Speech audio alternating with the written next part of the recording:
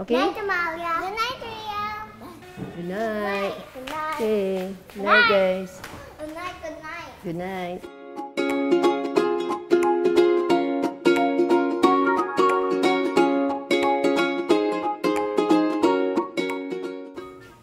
Tell me, is this scenario familiar to you? It's a weeknight, it's about 9 p.m., and the kids are in bed. You haven't had dinner yet, and your husband is on his way home from work.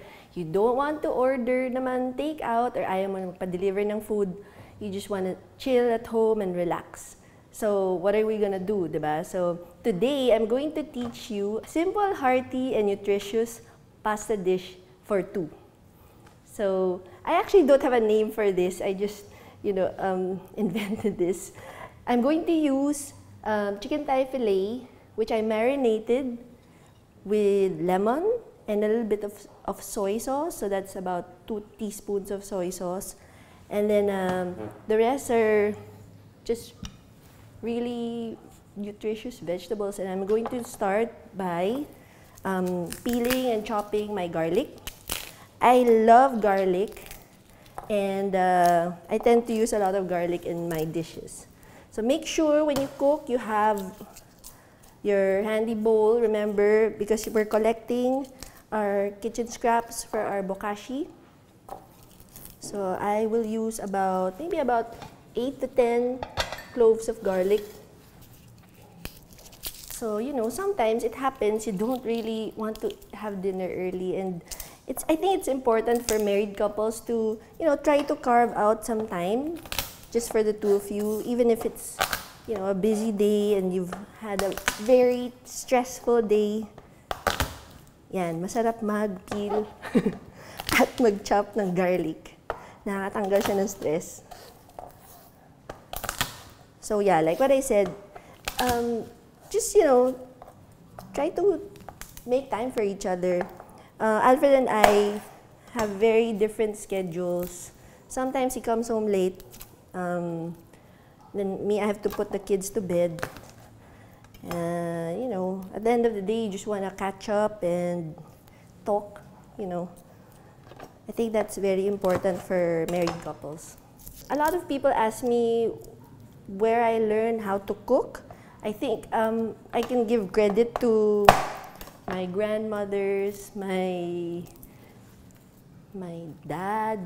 I come from a family of hearty eaters, and we love to cook. We get together pag weekend and during special occasions, and we really plan what we're gonna cook, and then while we're eating, we're also talking about food. So it's really a family that loves to eat and get together.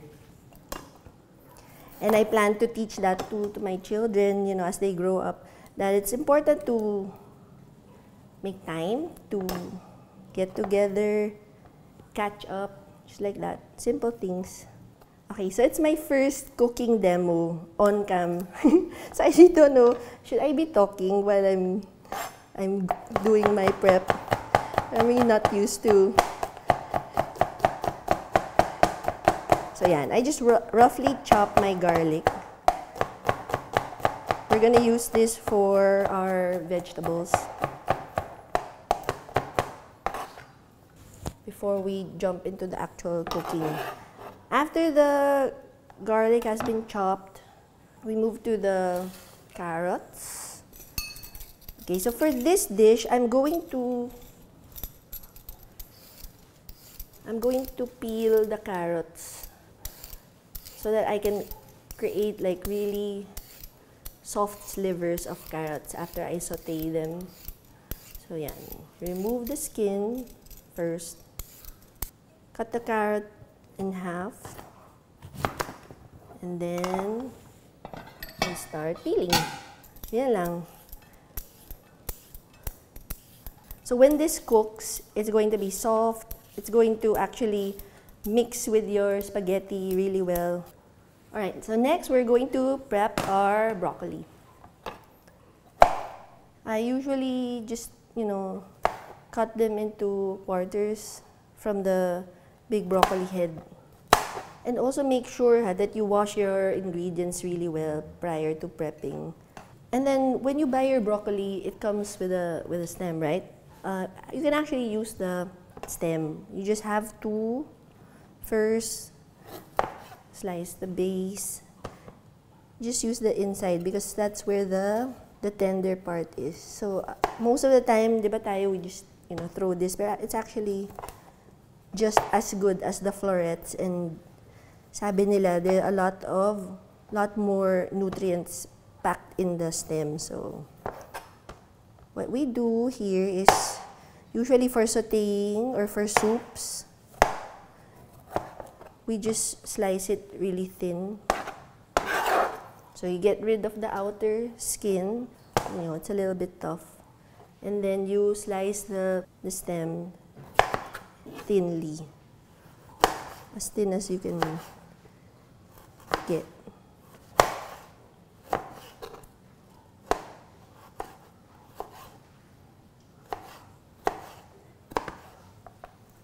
You don't have to be so exact when you chop or when you slice, because this is a very, very homey, very rustic kind of pasta dish. And then next is we're going to seed our bell pepper. So you just take the top off and you just remove the part with the seeds. Then you can plant the seeds in your garden. So what I do is I cut it in half, and you see the spine, the white part? Yeah, you just go as close as you can and you take out the spine. It's really up to you if you want to use a lot of bell pepper or konting bell pepper, or you can just omit the bell pepper from our dish. Okay lang din yun. It's really up to your taste talaga eh. But me, I love bell pepper, especially when it's mixed in my pasta. We're going to cook our pan fry our chicken thigh fillet. So you heat the pan, then use the best olive oil that you can purchase. It's always good to, use fresh and the best ingredients, but you don't have to go overboard. Just use what you can afford, kumbaga, or what is available to you in your pantry. Now, while we're cooking our chicken,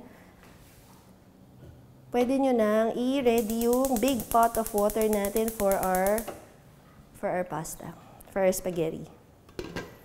So again, my chicken was marinated for like 20-30 minutes in all lemon juice, fresh lemon juice, and about 2 tablespoons of soy sauce. So how many fillets are you gonna use? It really depends on your appetite.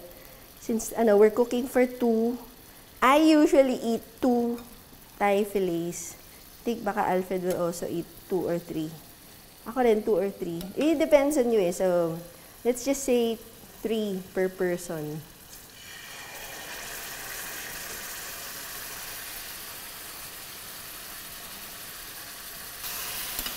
So this will cook for about maybe 6 minutes per side, and just don't keep on flipping it, just time it and then observe your chicken,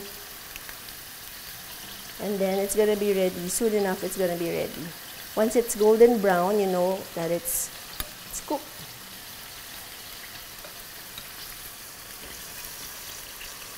Alright, so our chicken is almost done. Now, while waiting for the chicken to cook, prepare your big pot of boiling water for our spaghetti. So this batch will be done in like 2 minutes. Now when your chicken is done, put it aside first, and then we will move on to sauteing our vegetables. So when your water is boiling hot, you can start cooking your pasta. So this bag is about 500 grams, and 1 bag feeds about 4 people. So I'll get half, about 250 to 300 grams of spaghetti. Now once your water is boiling hot, you add a generous pinch of salt. The salt acts as a seasoning for your pasta, and it also prevents the pasta from sticking to each other or to the bottom of the pan. So our pasta will cook for about 10 to 12 minutes. Okay, I see that our chicken is ready. Turn off the heat. Then we put our chicken aside first.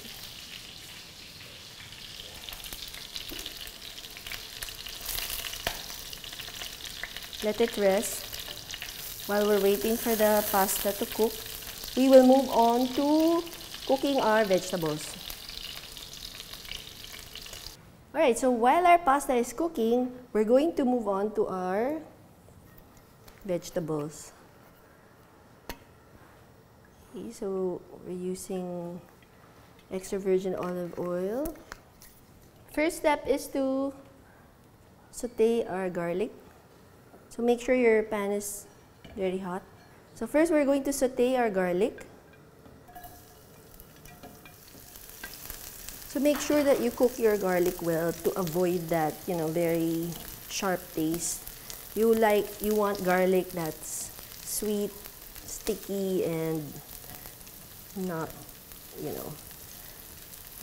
acidic. Okay, next we add the bell pepper.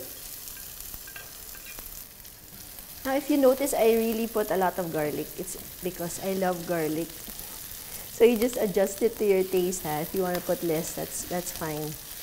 And really, there's no recipe for this, so you can, substitute your ingredients or for something else. Like the chicken, you can use whatever you have. You might have salmon or tuna, kahit canned tuna, beef, or even pork chop. You can, substitute your ingredients. So I added our broccoli, the sliced stems, and the florets. Now as we go, just season your vegetables. Just go easy on the salt because we will be adding olives later. The olives are a little bit salty also. Then you hit it with a little bit of pepper.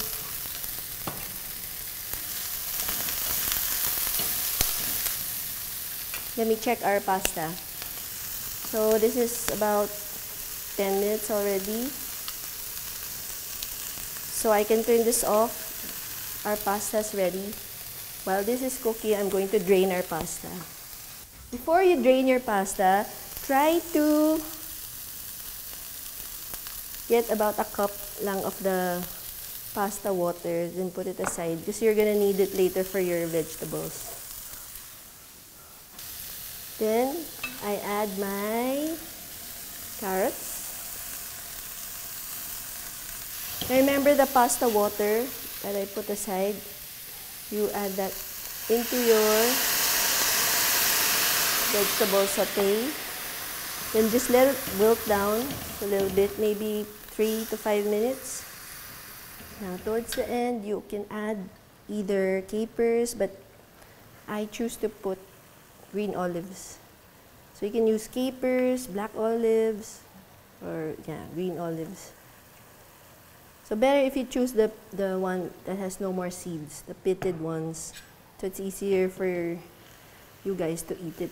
Then that's it. Once your greens are wilted, you can turn off the heat. And then we're going to incorporate the pasta to our vegetables. Now we're not yet done. I'm going to infuse my olive oil with some chili and a little bit of lemon rind. So for our last step, I'm going to make the finishing oil for our pasta right before we plate it. What I plan to do for tonight is to infuse my extra virgin olive oil with some lemon rind. This is what I do.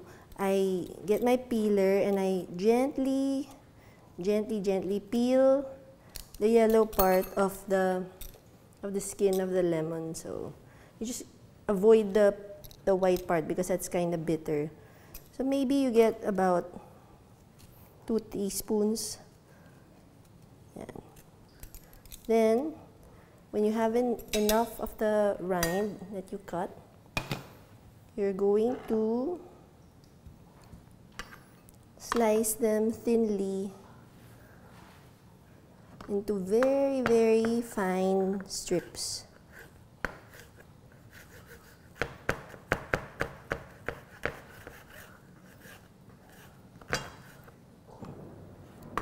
So what this is going to do, it's going to give your pasta that, that extra kick in the end. The rind is a little bit, sour and sweet. And then our chili gives you that heat. You don't want to burn your tongue. You just want that, extra kick, that heat at the very tip of your tongue.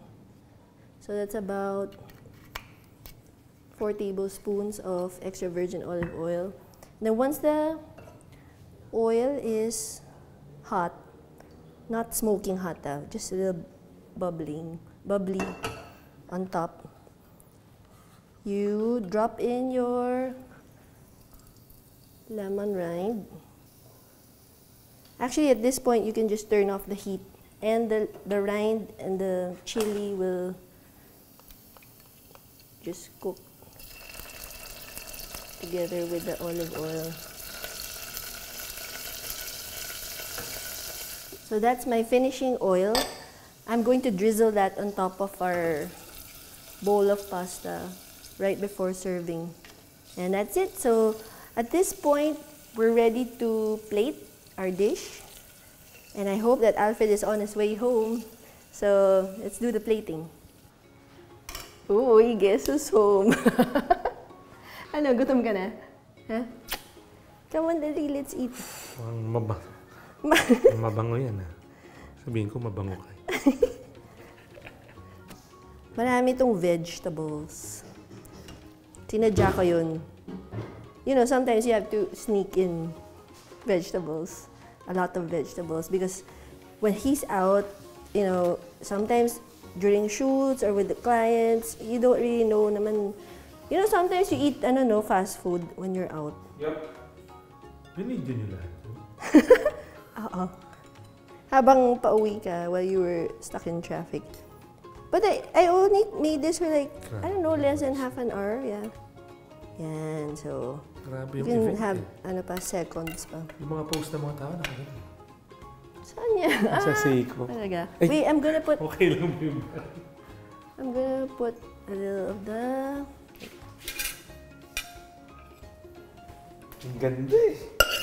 So ito yung finishing oil. Di ba mahilig ka sa spicy, di ba? Dapat may flat lay yan. This is our lemon rind chili oil. Wild! Okay, we're good. Ready to eat. Bago kainin, picture Ay, millennia. Habang mainit yung food. Okay. Okay, game. Try it. Tingnan mo. Anong masasabi mo? Sige, ikaw muna. Let me know. Is it good? Smells really good. Pasta mo. Okay na yung spice. This Like the lemon. Yay! If you want, you can squeeze some more lemon on top. Okay? Sarap. So yeah, thanks for joining us. So I hope natutunan nyo, naka-learn kayo ng bagong recipe that you can share with your family, or you can prepare it for your partner, di ba? Sarap. Something simple to show them that, that you're thinking of them. Uy, na-miss kita today. Ayos. I will reward you and repay you. Yeah, okay, sige. Mamaya. Alright guys, thanks for joining us. Please remember to like and subscribe. Follow us dito sa channel namin. Alfred and Pia. Alfred and Pia, and ano pa? Thank you for watching. Thanks for watching. Let us know if you want to try this at home. What other recipes do you want to learn from us, from me? Turuan kita magluto minsan. Yeah. Yeah, kasi sabi nila mas maganda daw na nagpe-prepare ka sa sarili mong food. You're more mindful of how and what you will be eating. Alam mo yung nutritional value ng pagkain. Sorry, agad ko na yung balls ko. It's been a long day. But thanks for watching, guys. If you haven't subscribed yet, please subscribe. Hit that subscribe button. Please give us a thumbs up. And please do write your comments on the comment section below. If you have any questions, if you have anything that you'd want us to discuss, please don't hesitate to get in touch with us here at Alfred and... I don't talk when you're school. Sorry, gutom na. But thank you. Thanks for joining us today. Thank you for joining us today. Thank you for joining Pia with her cooking show. Her first cooking show ever. I hope you get to try the recipe. It's a very healthy dish. And it's a surefire way to please your partner. Diba? Yep. Okay. Hey guys. See you next week. Bye-bye. Bye.